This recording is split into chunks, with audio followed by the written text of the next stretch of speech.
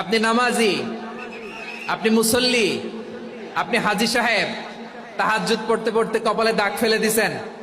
আপনার প্রতিবেশী হিন্দু, ভাবছেন আমার তো পাওয়ার আছে, ওর জমিটা দখল করি। বিশ্বনবী বলেন কিয়ামতের দিন ওই হিন্দুর পক্ষে তোর বিরুদ্ধে আমি বাদী হয়ে দাঁড়াবো।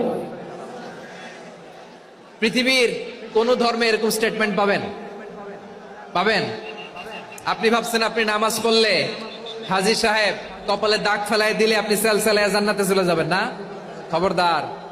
বিশ্বনবী বলেন কোন সংখ্যালঘুর উপর যদি কেউ আক্রমণ করে, তার প্রাপ্য তাকে না দিয়ে যদি তাকে ঠকায়, তার উপর জুলুম করে, তার সম্পদ যদি কেড়ে নেয়, আমি নবী, তুমি মুসলিম হইতে পারো, মুসল্লি হইতে পারো, তার পক্ষে তোমার বিপক্ষে আল্লাহর দরবারে বাদী হয়ে দাঁড়াবো।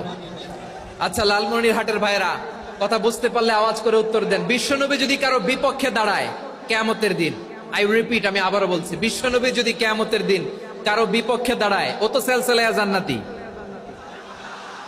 তাই না? জান্নাতি না? যে নবীর সুপারিশ ছাড়া জান্নাতের গেটও দেখা যাবে না, ওই নবী যদি বলে তোর বিপক্ষে আমি বাদী হয়ে দাঁড়াবো, ওই জান্নাতে আর ঢোকার কোনো সুযোগ আমাদের থাকবে?